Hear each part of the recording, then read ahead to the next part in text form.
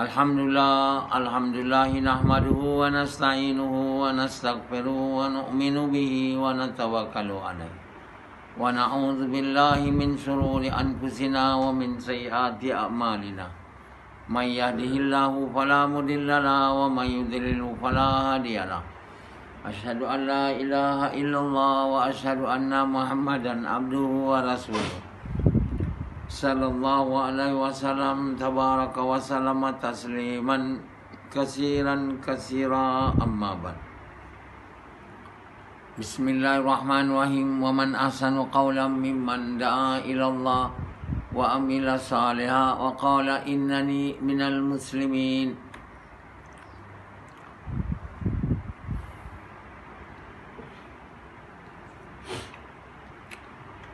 My dear brothers and respected elders, as well as my respected sisters in Islam,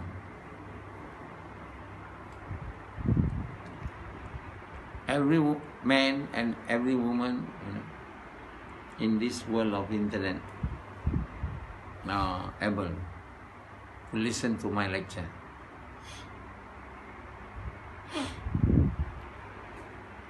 All the ladies,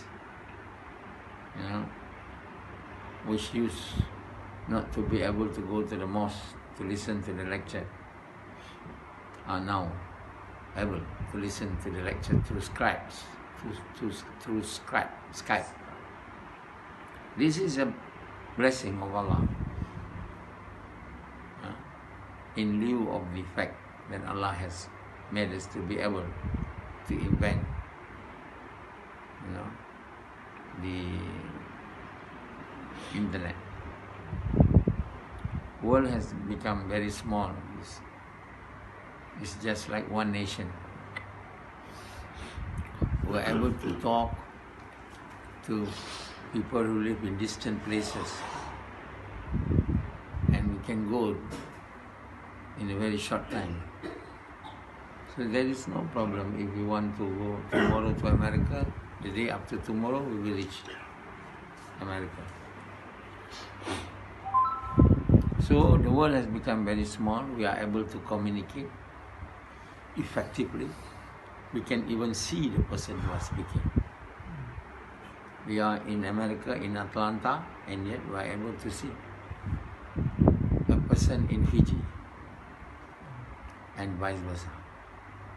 So this blessing of Allah has to be used for the good purpose. It can be used for the wrong purpose if we are a wrong person. So it will be used for good purpose if we are a good person. The whole blessing of Allah which Allah has given to us will be used for the good purpose if the entire man and woman in this world have become a good person. So the main reason as to why Allah has made us to live in this world a very short time is to know as to who from among us, among men and women, who are good in their actions. So we will only become the people who are good in their action if we have good hearts.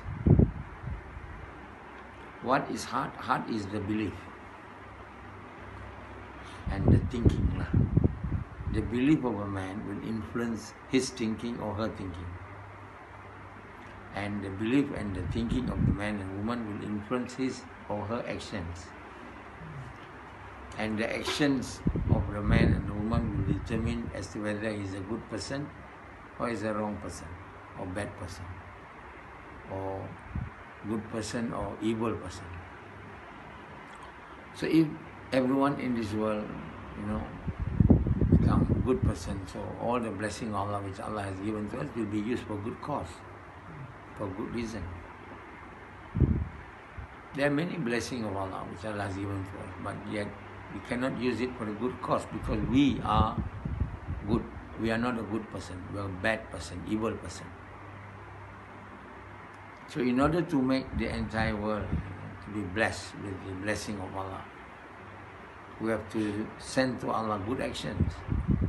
Good actions should be able to rise up, to be presented to Allah daily by the angels. Then only the blessing of Allah, good bless, will shower upon us tremendously. And even though we live in this world, we will be living with blessing, full of peace and tranquility. And then we die, naturally we'll have to die. And we will then enter to another place, even better than the world, much better, which is paradise. And why shouldn't we make our life to be such a way in which in this world, even in this world, we are living with peace and tranquility, happiness and blessing, and then we'll go to paradise instead of going to hellfire. For reason of wrong belief and wrong mindset or wrong thinking, we are thinking that when we are able to harness the material things of this world, then we will be able to attain, happiness and tranquility in this world. And then we do not want to die because we know we are committing sins. And naturally we know that, sinful people will never go to paradise, they will go to hellfire. So we get very scared of dying. Nobody likes to die because they think they are already having a lot of things in this world. Why should I die? How will I become happy in the year after if I don't have anything? So I don't want to die. Or I will pretend to have the belief that when we die, we will not be resurrected again. We will not become the soil and the earth. And this all fallacy, wrong belief. We will be recreated as we were created before in this world. Allah subhanahu wa ta'ala, the one who has created our great forefathers, Adams, from dust and earth, is able to make us alive again. What's wrong with that? What's so difficult with Allah to make us to become alive again, even though we have discomposed to become the soil. Our forefathers Adam was created from the soil, and now when we die, we become soil, and we can be created again to become alive. So there will be a life after death. Of course, we saw that when a person died, he has lost his life. He hasn't lost his soul. His soul has gone to be presented to Allah, then to be kept in a place. A place for people of paradise, a place for people of hellfire. So then it will be given back to us. As easy as that. Then we will be resurrected, and then we will be gathered all together in the field of Mahshar. And on that field of Mahshar, each and every one of us will be questioned upon the action which each and every one of us have done in this world. So we are sent to live in this world in order to be able to know as to who from among us has the good action. It's not to have good wealth, abundance of wealth, plenty of Rolls Royce, as some kings having collections of nearly 300 Rolls Royce, 200 private jet. Ooh. That is madness. Having large collections of bra. A rich woman even need to have a room to display all his clothes that he used to buy, simply to show to others that I have bought so many clothes which I only able to wear it once only. Once I wear it once, I will put it in the display, and I keep on buying. Because I got so much money,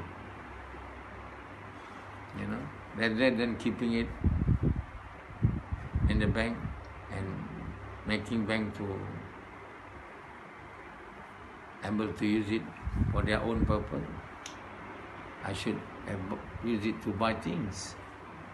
Hundreds of Rolls Royce, hundreds of jet plane, hundreds of hotel, and then gaining more money. Oh. So the life is never end. The life of collecting, harvesting, saving money has not reached to its end. Everyone is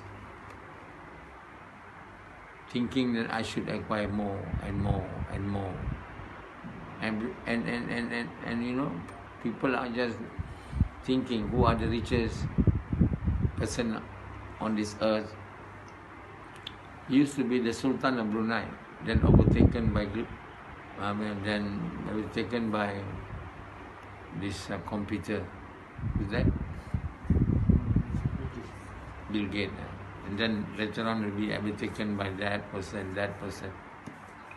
The worry is only who is the rich person, who have got a lot of wealth. Stupid. These are the consequences of having wrong belief and wrong mindset. Why we believe that when we acquire wealth we get happiness?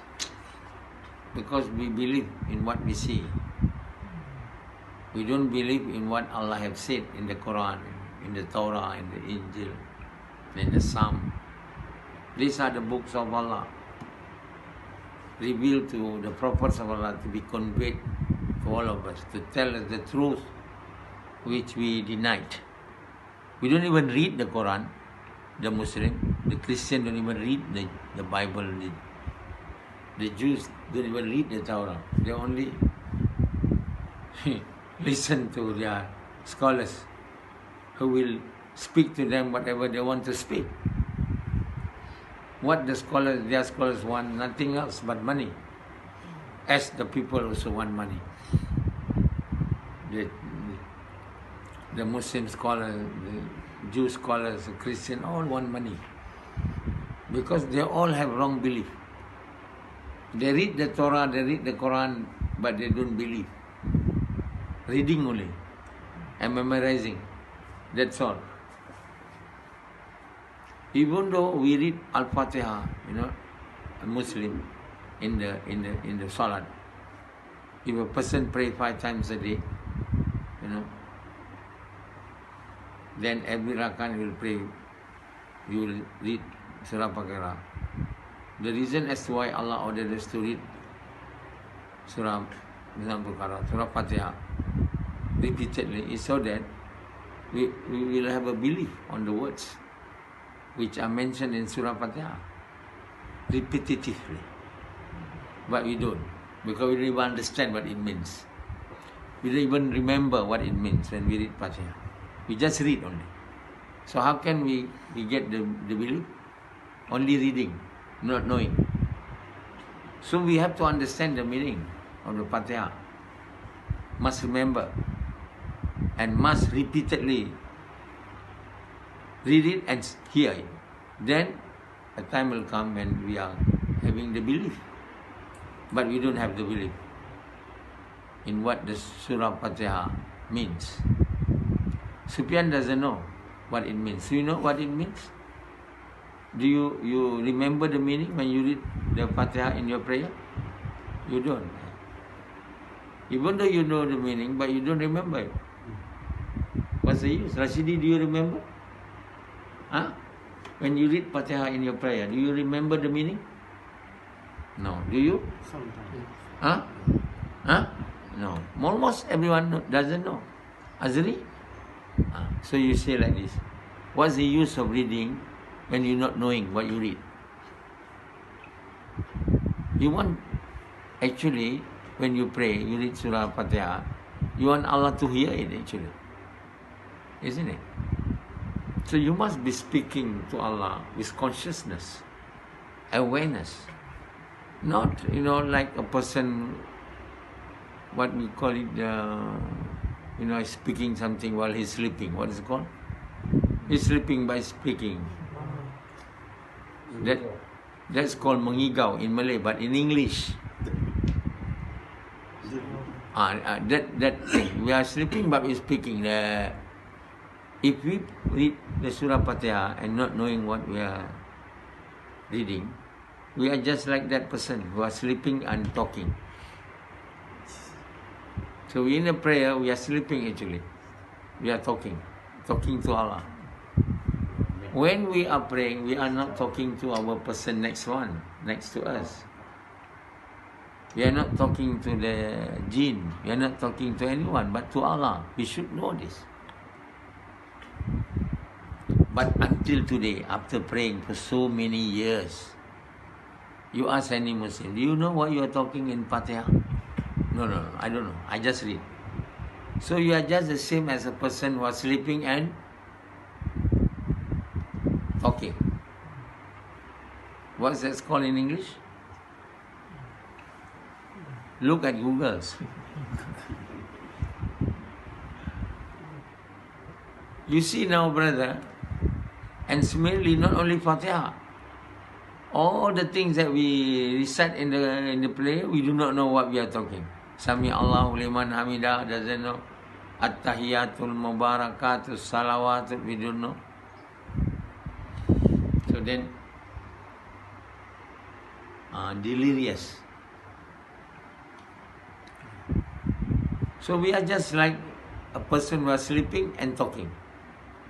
And naturally, someone who is someone who are not sleeping will not paying attention to what he said. This person is delirious, in Google says. So similarly, Allah will not listen to us because we are not speaking to Him. We are just like a sleeping person talking. Do not know what you are talking about. So we must understand its meanings and must, when we pray, we understand what we are saying. Particularly Fatihah, my dear brothers. I do not say that you must know everything. So Fatihah is only 7 repeated verses, not more. 7. If you don't remember what you are speaking in Fatihah, how could the words in Fatihah become your belief and your thinking? Cannot be. That's why you remain the same. Even though you are praying, but you have not changed. Your belief have not changed. Your body size changed. The color of your skin may change, anything may change, but your belief doesn't change. That means, or it's changed to the wrong belief, then your actions continuously become wrong. So our belief now are nurtured and made by what we are seeing, not by what Allah is talking to us, telling us. If we want to make our belief in accordance with what Allah wants, we have to understand the Quran. Particularly in Surah Al-Fatihah is the mother of Quran. Fatihah is the mother. The whole Quran is in Fatihah. Understand? And he said the whole Fatihah is in Bismillah. The whole Bismillah is in Ba. The whole Ba is in the dot. Now you don't understand Fatihah. You don't know what it means. You've been reading it and reciting it for decades. Like someone, he was telling me that he's praying since the age of 10. Now he's 45. How many years of praying? 35. Not having the belief as designated by Allah in the Surah Al-Fatihah. Allah subhanahu wa ta'ala has made us to read the Surah Al-Fatihah in every rakat of prayer so that our belief will be tailored into the words of the Fatihah. You understand? What it means by Alhamdulillahi Rabbil Alamin, Samad? All praise be to Allah. Ar-Rahman Ar-Rahim. Allah is the most compassionate, most merciful. Malik Yawmiddin. He is the Malik. So you must understand all. And the very important one, Iyyaka na'budu wa iyyaka nasta'in. What it means, Sufyan? To whom we worship and to whom we Ihdinas siratal mustaqim. What it means, Rashidi? guide us to the right path. Only now you know when I ask you. But in your prayer, do you remember this? Hey, when your prayer, in your prayer, you must remember. Understand? Not so many Allah asks, but the most important is the Quran. Quran is Fatihah. You must remember what you are talking about. Iyyaka na'budu wa iyyaka nasta'in ihdinas siratal mustaqim. Very, very important. Siratal ladzina an'amta alaihim. So even the interpretation of Surah Al-Fatihah is wrong. You know? Siratal ladzina an'amta alaihim, the path of those whom you have blessed them with virtues. And that is the path of Muhammad SAW. Nothing else. That is the sunnah of Rasulullah. That means you want to follow the correct path, you have to follow the path of Muhammad SAW. In other words, you must follow the sunnah, or you must be obedient to the sunnah. Sunnah, you know. You must obey. Now Muslims are not following sunnah of Muhammad SAW. They want to follow the sunnah of the scholars. I asked somebody, you know, in Tabligh, why you sleep after Zohar until Asar? They tell me this is sunnah of our elders. See, these are Tabligh people, the so-called pious people in this world nowadays are Tabligh people. Even they say that, why you eat pans? I have to ask him. This is sunnah of our elders. We are not told to follow the sunnah other than the sunnah of Muhammad. That's it. That is Siratal ladzina an'amta alaihim, the path of those whom you are blessed with virtues. Ghairil maghdubi alaihim.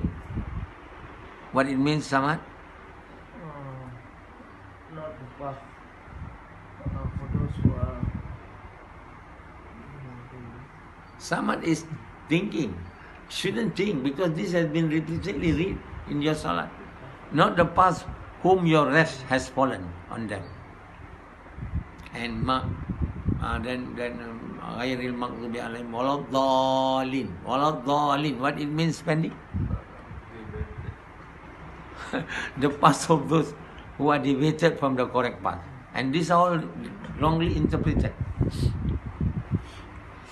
You see? The path whom the rest of Allah fall on them is the path of the non-believers and the hypocrites. And the non-believers include the Jews, the Christians. You know? All the Chinese, Indians who are non-Muslim. Not only Jews and Christians, and the hypocrites who pretend to become Muslim. That means those who do not recite the great kalima correctly. The Jews read La ilaha illallah but no Muhammad Rasulullah. Christian don't even read La ilaha illallah. They say there is God, Allah, and the Son of God. And Muhammad is not the Prophet of Allah. The hypocrite, their recitation of the kalima are not accepted. All this under this group, whom the rest of Allah fall on them. And waladdallin, those deviated from the path, who are there? They are the believers who have recited the kalima, but iman has not entered into their heart. They have recited the kalima. Or the believers who have iman, but the iman have not reached to the level which Allah is pleased. They are also the dwellers of hellfire. That is waladdallin. Understand? Waladdallins are the believers. Under that, those who have recited the Greek kalima, but the Greek kalima has not entered into his heart, or iman has not entered. And they have recited the Greek kalima, the kalima has entered into his heart, but not to the level which Allah is pleased. These are waladhdallin. The reason why they have become like this, because they don't follow Muhammad Rasulullah. They don't obey the Sunnah of Rasulullah, the path of those whom you have given them virtues. They recited the kalima, but they don't follow the Sunnah. Like, somebody says, there are many ways of doing da'wah, my dear, not only this your way, going from house to house, person. And this person who is telling this are those waladhdallin. They say we can do da'wah the way we want, not the way of Muhammad. This is a type of people who don't follow Muhammad sallallahu. They said we do da'wah, but not this way. There are many ways, including our way. Send papers, giving lectures only.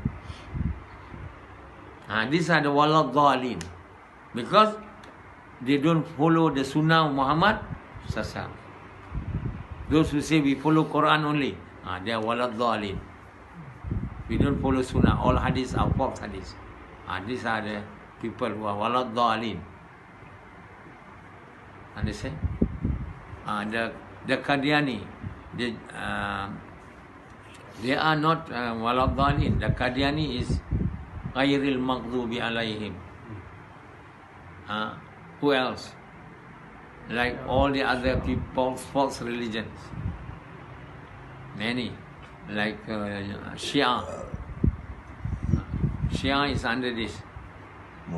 And the ghairil maghdubi alayhim. If the Shia, the recitation of kalima is correct, La ilaha illallah Muhammad Rasulullah, but they don't follow Sunnah. They are waladhdallin. No one in the whole world has interpreted like this, except me. And this is the correct one. Previously, it was interpreted as ghairil maghdubi alayhim are the Jews, waladhdallin are the Christian. So those Muslims who only recited the kalima, or the iman has not entered to his heart or her heart to the level which Allah is pleased, belong to which group? Which group they belong? They got no groups, but they are in the hellfire, together with the Christian and Jews and the Saabin. So it's wrong. It is not on the straight path, because they don't follow Muhammad sallallahu. The one who are on the straight path must follow Muhammad sallallahu, must obey the Sunnah, not the small Sunnah only, like nowadays. Wearing jubah, serban, beard, but not doing dawah. Dawah the way of Muhammad sallallahu.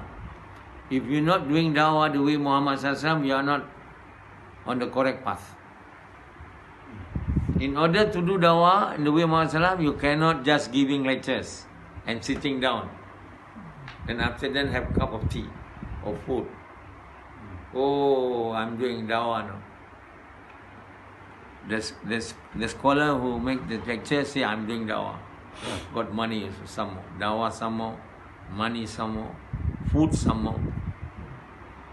And the people who listen to the lecture, so we listen to dawah now. These are not on the right path. These on the path whom this is called waladhdallin. So people who are on the deviated path, and people whom the rest of Allah fall on them, are the hell dwellers, the dwellers of hellfire. Like Yazid is a believer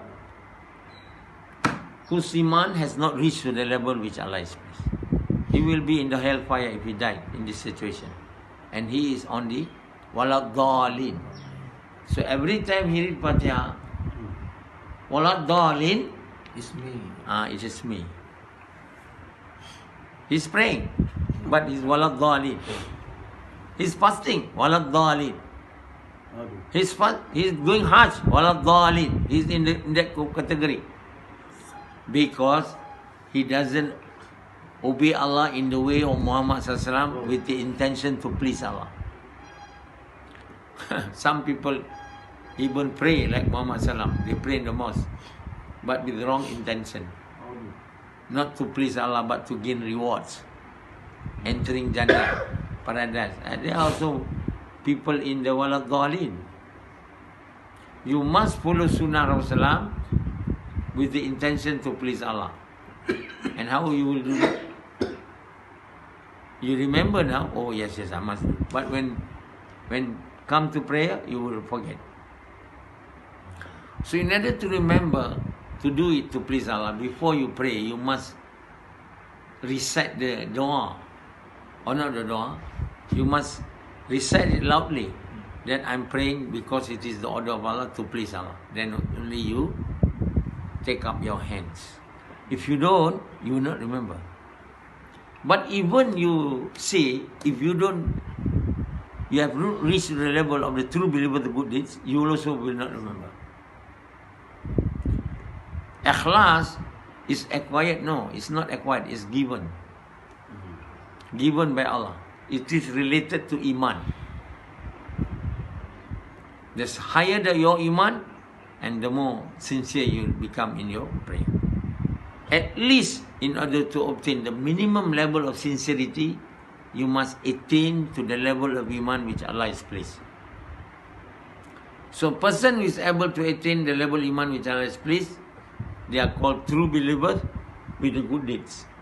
But that level of Iman can increase to much higher level, until to the level which Allah is so very pleased. Then he can perform his prayer not only with sincerity, but also with ihsan. He knows that Allah is watching him. And not only with ihsan, but with ihtisam. Now you are praying not even with ikhlas, not even with the sunnah of Rasulullah. You are not even praying. Or you are praying only in your house for the men, you know. You're not praying in the mosque. You're praying in the shop. Just putting the sajadah in your shop, in your house. So how can you have Iman? Even those who pray in the mosque, if they don't pray with the intention to please Allah, it is also not sunnah. And the reason as to why our prayer, we become like this now, even we don't understand Fatihah, we do not know what we are talking, and when we pray, we do not know whether we are sincere or not, and we are saying, oh, hopefully it will be accepted. Hopefully I'll be in Jalan. Only hopefully only. Of course we have good hope, but we must have reason to have a good hopes. Our prayer are good. So the reason why our prayer are not sincere, because our Iman is weak. The reason as to why our Iman is weak, because we do not obey the first sunnah. Salat is the second sunnah. Azri knows this when you are not with me. Azri doesn't know. He just joined me only a few months. Few years. Even then he's in a mess, not knowing what he's doing. So we have to do the work, the great sunnah. The Muslim now do not know what is great sunnah. They say all sunnah are the same. All sunnah are big. What is this? What sunnah is big? The sunnah of Rasulullah, there is obligatory and there is non-obligatory. The sunnah means what Nabi Sallam did. There are only certain practice of Nabi Sallam which we are not allowed to follow. Like marrying more than 4. And that is the sunnah of Nabi, but not prohibited. It's not. It's prohibited for us to follow. I marry 5, 6, 7. Nabi Sallam allowed to marry even up as many as he wants, not even 11. As many as he wants. Similarly with other prophets of Allah too. Because Allah have given them a very strong power, sexual power. Not normal, as normal people, no. They also have very powerful body and strength. Like Nabi Musa has power of 100 men, you know. One punch, that fellow died already. Ali radiallahu, even though he's not a prophet, but Allah gave him strength that he can build the door of Kaaba. So now we have become weak, not having strength, sexual desire, strength also only equal to one man or half a man or no man at all. Because it's not given to us. Similarly, ikhlas is given. And it's given when our iman have reached to the level which Allah is pleased. In order to make the great kalima, to enter into our heart to the level, we have to recite it. Not recite like zikr, like Nabi Sallallahu Alaihi Wasallam. Along the roads, in the house, in the shop, in the working place, talk to people about kalima. Remind the Muslim about the kalima. And the non-Muslim, invite them to recite the kalima. These are the things that we have to do. Like all the prophets of Allah. And go from house to house, person to person. Irrespective whether they are Muslim or not Muslim. Not only Muslim only. Asking them to go to the mosque, like Tabligh Jamaat. No, we must do dawah. The non-Muslim, we must invite them to recite the kalima. The Muslim who have recited the kalima, we must remind them about the meaning kalima, and we must invite them to do this work of dawah. If you want the kalima to enter into your heart. If you do not want, then you will not enter into your heart. So the believer, the Muslim who have recited the kalima, are not doing the work of dawah, like Nabi Sallallahu is doing, not following the sunnah, the most obligatory order of Allah, the first order of Allah, after reciting the kalima, is to do the work of inviting people to good, forbidding people from evil. This has not been known throughout the Islamic world before this. It's only known after I come, when I have spoken. And you can look at the Quran. If you challenge to me, this is wrong. The first sunnah is not dawah, it's prayer. No, prayers has come, being given to the believers on the 10th year of revelation. How can it become the most? And dawah is what when the Prophet was ordered to give dawah. The day when he being appointed the prophets. Ya ayyuhal mudassir kum fa'anzir wa rabbaka fakabbir. Salat, when it is being ordered, 5 times salat. At the 10th year of revelation, then how could you make prayer to be the first obligatory order of Allah? No. The first obligatory order of Allah is to give dawah of the kalima. And you don't believe, you want to still pray only, I don't want to make dawah, then the kalima will not enter into your heart. You will not attain iman. You will not attain ikhlas. When you have not attained ikhlas, nothing of your action will be accepted by Allah. And you are in the waladhdallin, and you are in the hellfire with the Jews and the Christians. Okay, bye.